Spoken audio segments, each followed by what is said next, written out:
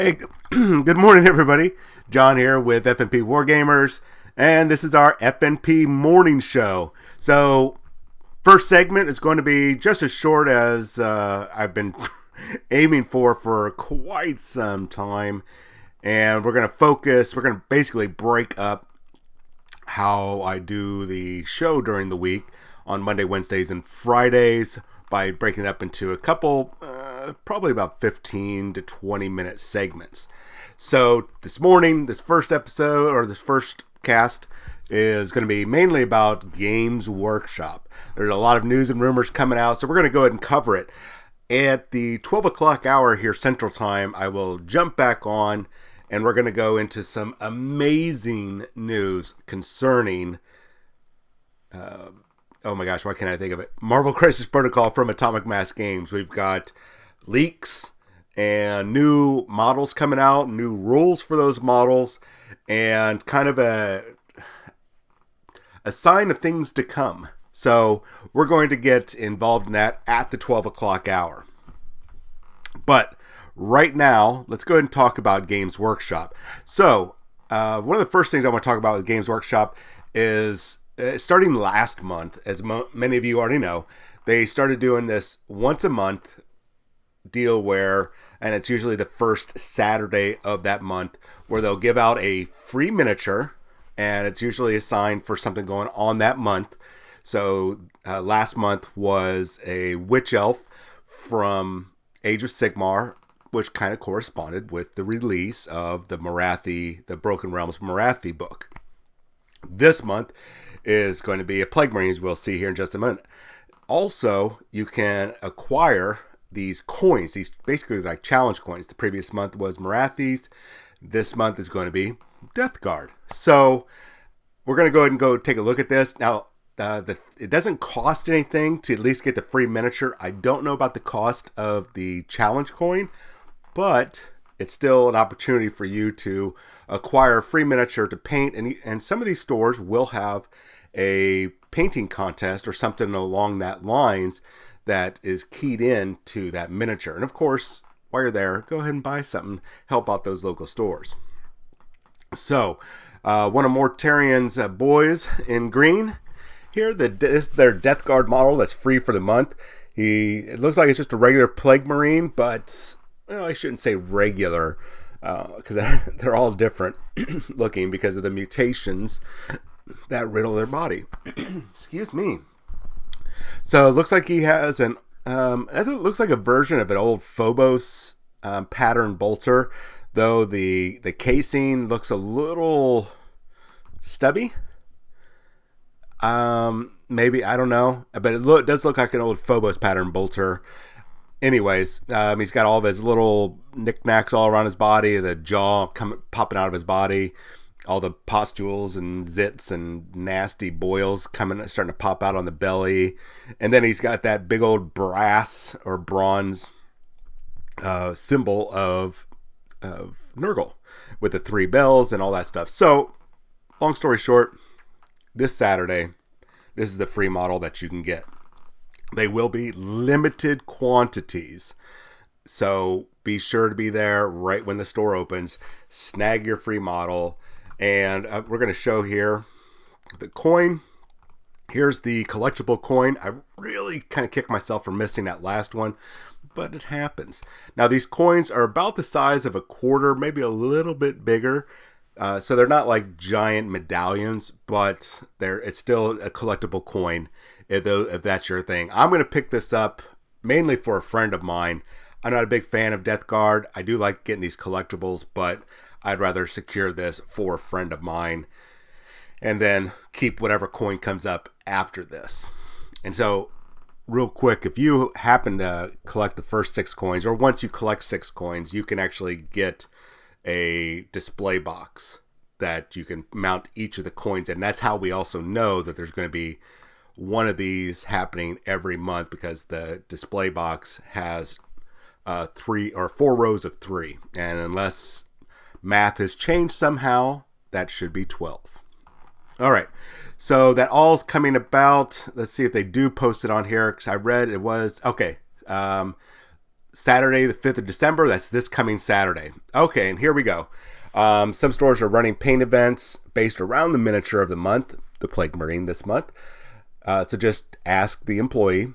You can also get this month's collectible coin featuring the Death Guard's Infernal Sigil when you spend over $100 if you're in the US, 60 pounds in the UK, or 80 euros, or whatever your equivalent is. Just you can go to XE rates and figure out what your exchange rate is. But $100, that's a bit of a lot. I might not be able to pick up the coin because I have a mighty need to eat first.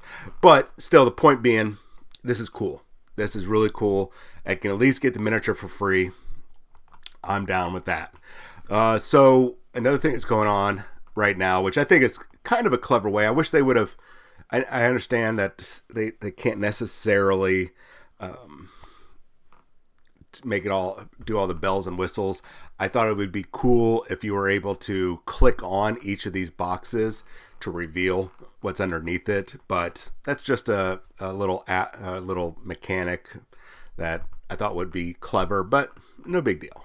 No big deal. So the Advent calendar is going to be running between now and till Christmas, the day Christmas Eve, so the 24th.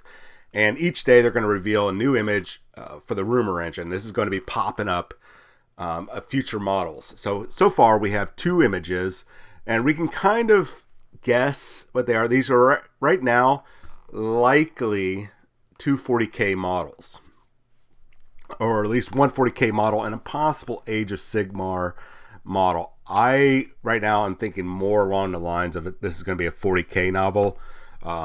Whoever this is right here, very likely it's going to be human. It's got the cuffed uniform.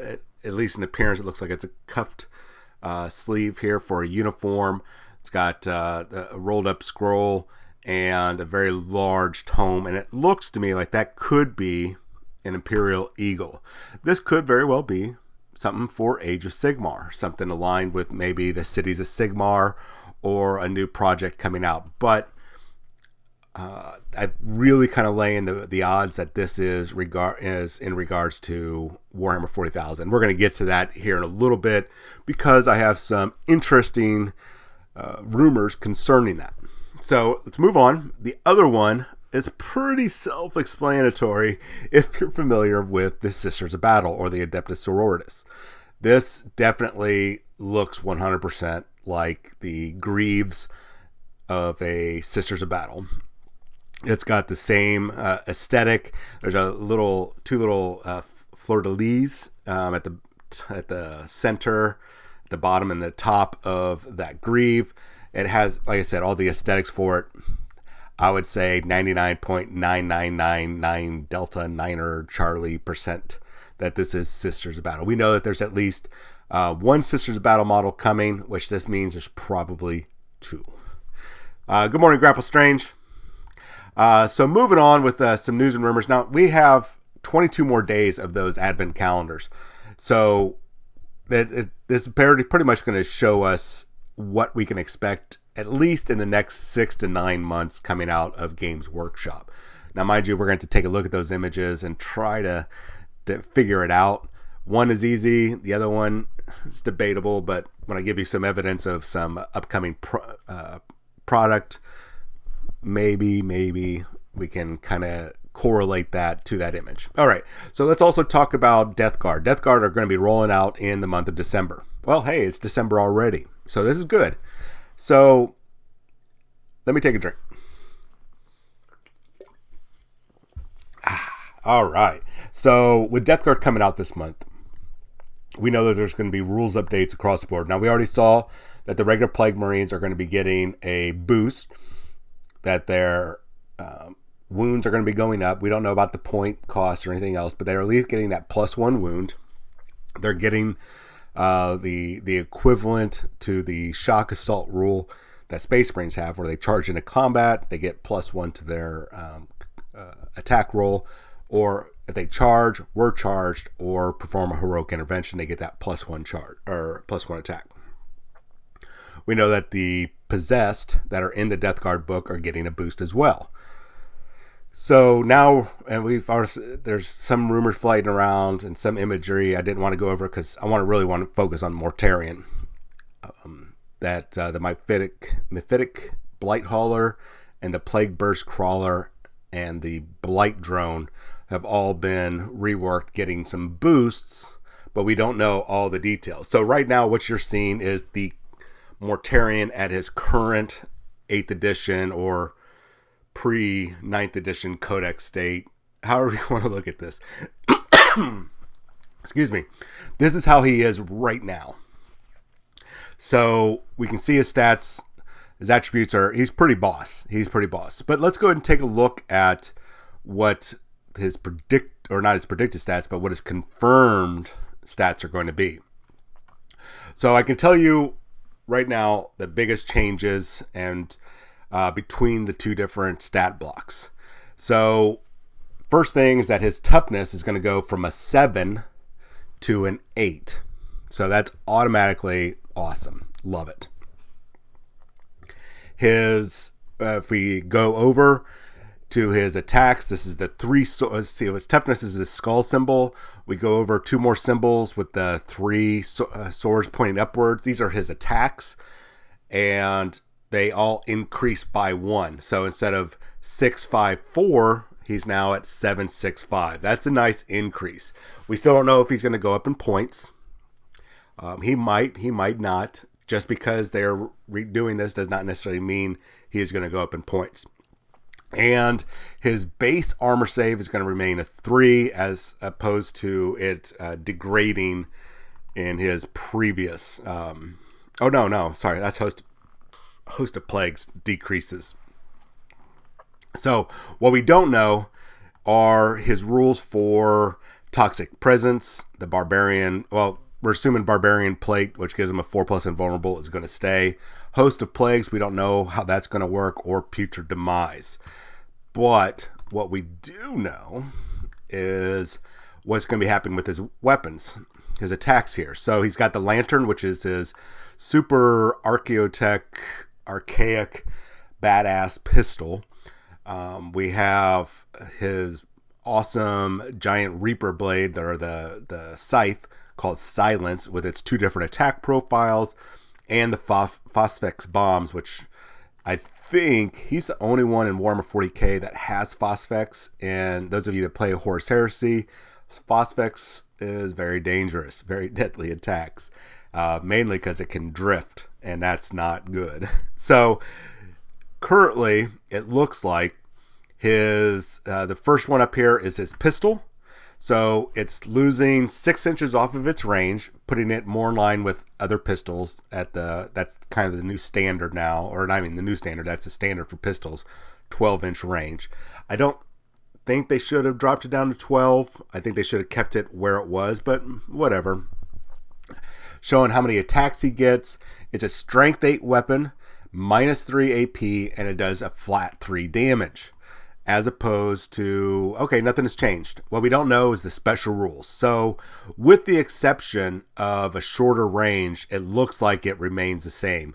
Now, we still don't know if it still has the special rules where it's a beam and everybody along that lines gets hit. I don't know. We'll find out soon. Now, his Phosphex grenades, old one was 6-inch range. It was 2d6 attacks, strength 5, -1. And 1 damage. So let's go over here, take a look. 6-inch range, 2d6. It remains the same. That's good. That's good. That's good for clearing out chaff units. Really, it is. Now his Reaper blade, or silence. Sorry, melee strength of the base one is his strength, which will be an 8, or let's see, what do they call this? So Reaping Scythe is strength 8. Eviscerating Blow is, well, technically strength 16. But let's focus on Reaping Scythe. Wait, am I getting those mixed up again? Yeah, Reaping Scythe. So strength 8, -2, 1 attack. Normally, it has the Plague Weapon rule, and you get 3 hits for each of his attacks. So now he has, hey, good morning, Texas Wargamer. He now has 7 attacks. So that means he can make 21 Reaping Scythe attacks with his weapon. instead of 1 per. So that's gosh darn brutal. 21 up to 21 attacks at strength 8 -2 1. You're probably going to wipe out a squad that you're in close combat with. So we're going to come over here and take a look. We're going to look at the bottom profile because that's what we are assuming this weapon does. Now, if it is, we'll find out. I don't think it is because right here, the strength symbol is a 2, and there's 0 AP and 1 damage. So what I am thinking, yes, we are looking at Mortarion. So what I'm thinking is that he is losing the Reaping Scythe ability, which is absolutely brutal. 21 attacks. I'm thinking what we are seeing there on that new profile is the Attendant's Claws and Teeth, because it is 2 attack, or strength 2, no AP, and 1 damage. That matches up right here with this bottom profile. Now, this profile right above it is ×2 strength, -4 armor piercing, D3 +3 wounds. That matches up with the Eviscerating Blow somewhat. That which is the old version is ×2 strength, so still strength 16, still AP -4, but instead of a D6, which this is, I think, is this, not even think, this mathematically is by far superior. Now you're doing D3 +3, so you're guaranteed 4 wounds with each hit. So, 4 wounds per each hit, up to 6 wounds. Excuse me, 6 wounds per hit. So 4 to 6.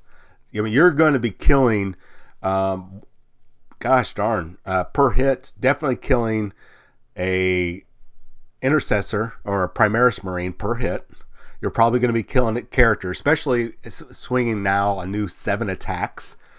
Congratulations, you are going to be reaping. Now, I kind of like this profile better than the old one where you could swap between the two.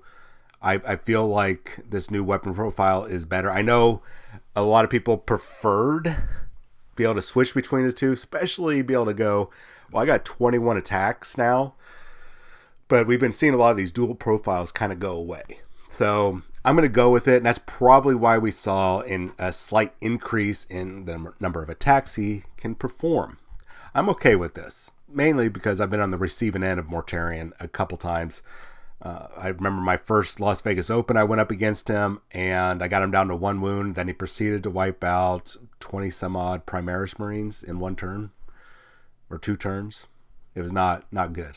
No bueno. All right, so Mortarion is looking...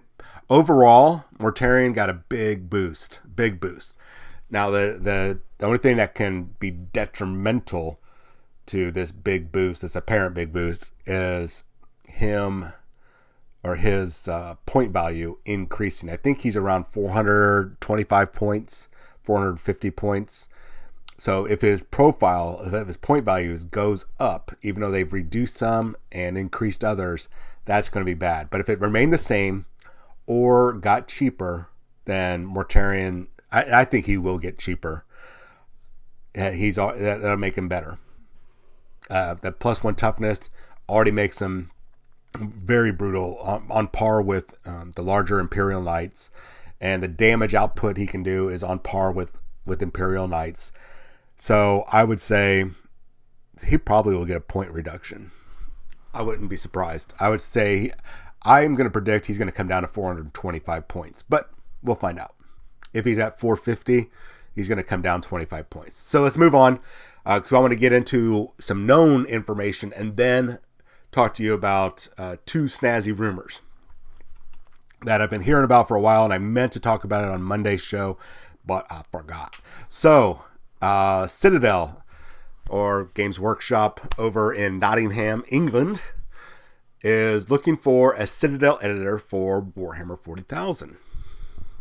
And you can go to their career site and find this job easily. Those of you that are interested, you can go to the Games Workshop page, scroll all the way down to the bottom, and about 3 columns over, it talks about careers. So you can jump on there if you're interested, because you know what? Who's interested and who already applied with a video? This guy. Will I get it? No idea, but I meet the requirements and some of the preferred requirements. So why not? What's the worst that'll happen? I won't get a call. Okay, that's all right. I'm all right with that. So if you want to copy edit and proofread written material for Warhammer 40,000 and Warhammer 40,000 Kill Team, this might be the job for you. And you can go through here and read all about it. Whatever it is that you're particularly looking, or whatever that it is they're particularly looking for, see what your requirements are. You know, the worst case scenario, even if you don't meet every single requirement or suggested requirement, still try. If it's something you want to do, still give it a try. What's the worst that'll happen? You'll get a no. Actually, you won't even get a reply. Oh no. And if you do get a reply, then they say, sorry, we're still not going to take you. May I ask why? Find out why they didn't take you. And if this is something you wanted to do, now you've got, okay, these are my weak spots. Let's improve those weak spots for the next opportunity that might show up with another game system. It's not going to hurt. Try. I'm not expecting, but I'm hopeful, and I'm going to be doing my best if I get to the next round of interviewing. So anyways, you have until Sunday, December 13th, so 11 more days to go before this closes down. And here's how they are, just so you understand how they are looking at the applications. If you wish to apply, you must send us a letter or a video telling us why you want this job. They select candidates for interview based on what we, or they, tell us in their letter or video. So this is an excellent opportunity. Think of it kind of like a college submission video or letter. This is your opportunity to, I don't know, get involved in the hobby, but from the business aspect. Don't work retail. You don't want to do retail? Then this is an opportunity, guys. It might not be making the rules or designing the miniatures, but your foot is in the door, and lateral movements can happen. So just something to consider. All right, so let's talk. First, let's go ahead and refresh this page, and then we're going to talk very briefly. We're going to pull this up and take a look.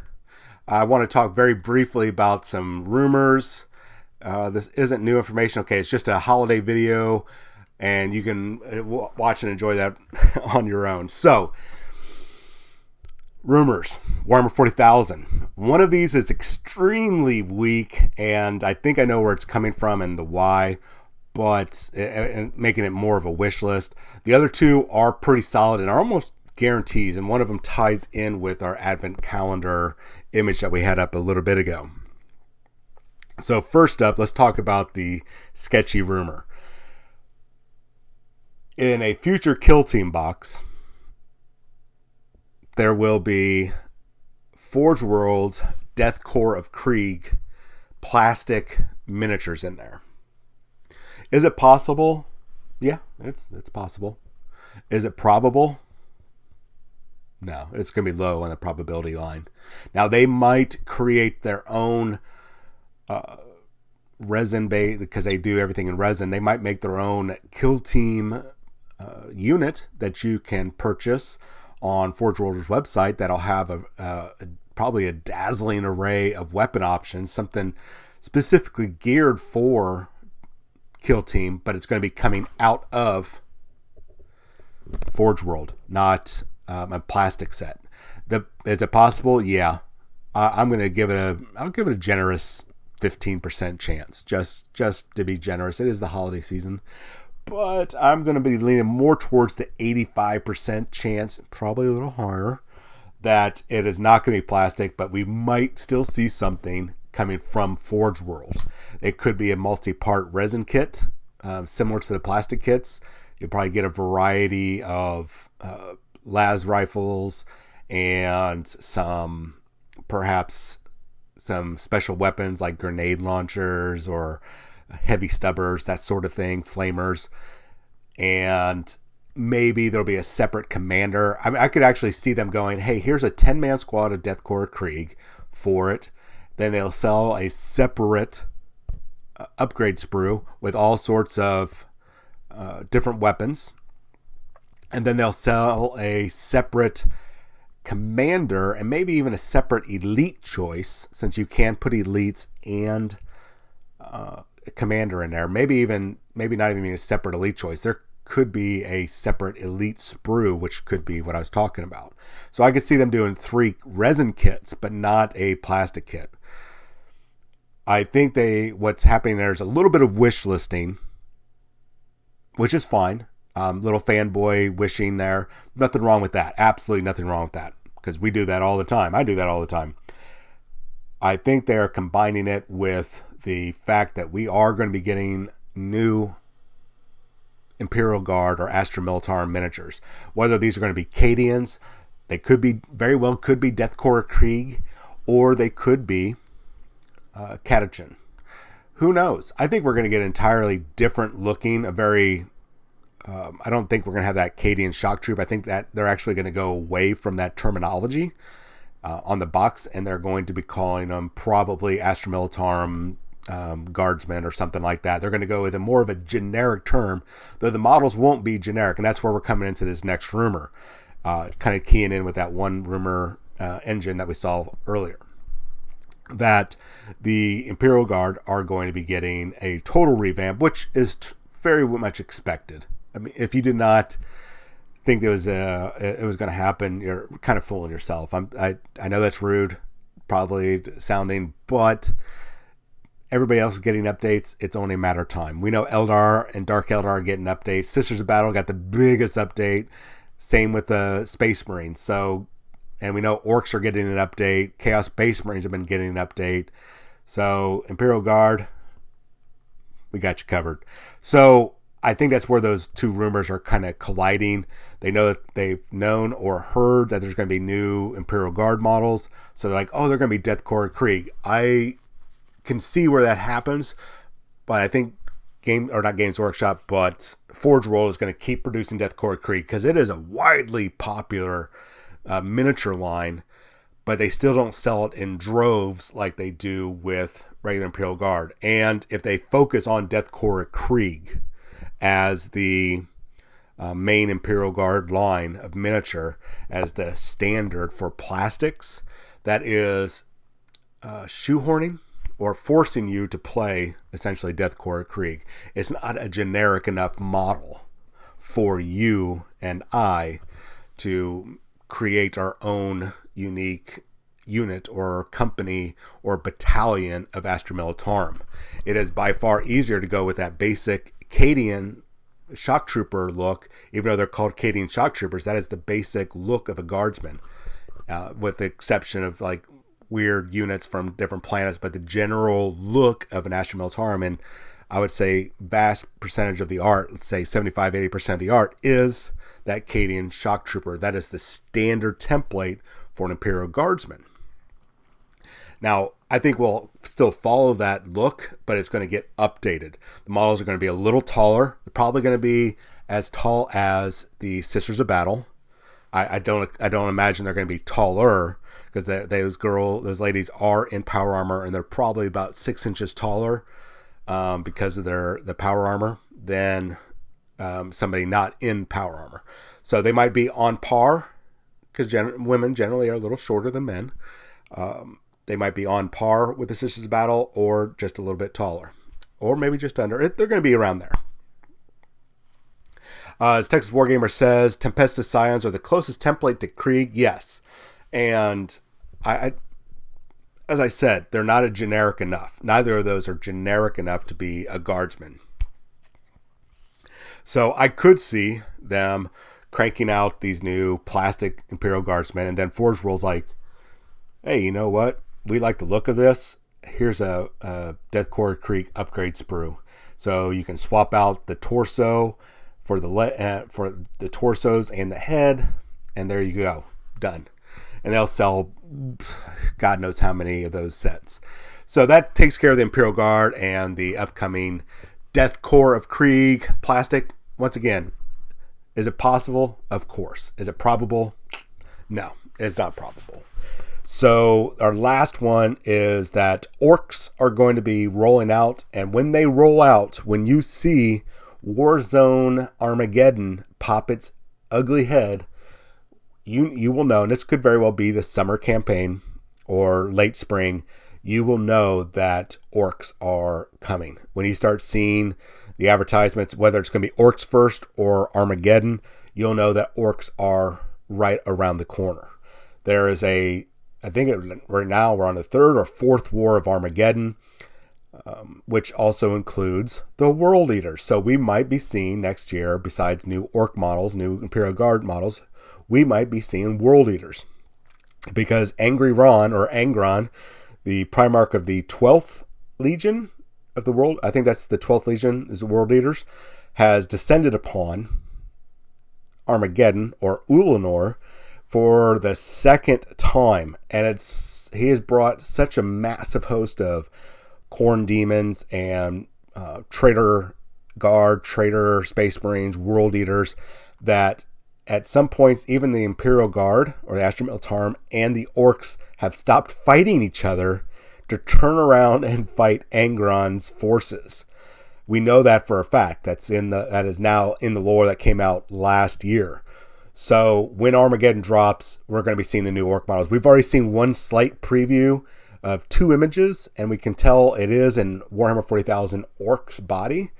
Now we just need a little bit more proof. Or a little bit more pictures. Now, we're not going to see anything probably till about 2 to 3 months outside of its release window. So my guess, if it's going to be in April, May, June timeframe, so at the end of the fiscal year, or June, the start of their fiscal year, that's about the time we're going to be seeing that pop up. So I'm going to say April is when we're going to start seeing that stuff roll out. Texas Wargamer says, speaking of campaign books, what's your opinion on Broken Realms and the direction it's going in with the new Marathi book? Well, I have not had a chance to look at the Broken Realms book. I have read a review of it, and personally, I like it. Age of Sigmar is doing a very good job of pushing the story forward, and this has allowed them to keep not only pushing the storyline forward that's been so stagnant for decades before they went to Age of Sigmar. It's also allowing them to crank out new models to keep you and I buying new models to keep it fresh and keep us updating our army, keep updating or buying new armies, new books. It's brilliant. And I mean, normally I would be like, if it had no impact on the lore, and there's no impact to it, I've been like, this is just a money grab. It's still a money grab, but they're involving us in this money grab. I mean, besides just taking our money, they're involving us, and they're pushing everything forward. So, me personally, I dig it. They're doing it right, as opposed to Warhammer 40,000, who dropped the ball with Psychic Awakening. Psychic Awakening was supposed to be this big thing with a big payoff, and it was nothing. It was like a storyline that just kind of went away. Nothing happened. And it was basically buy these premium rules updates to hold you over until 9th edition codexes roll out. That's all that was. And we fell for it hook, line, and sinker. Brilliant marketing. Really awesome. I just wish there was some sort of noticeable impact. And we still might see an impact.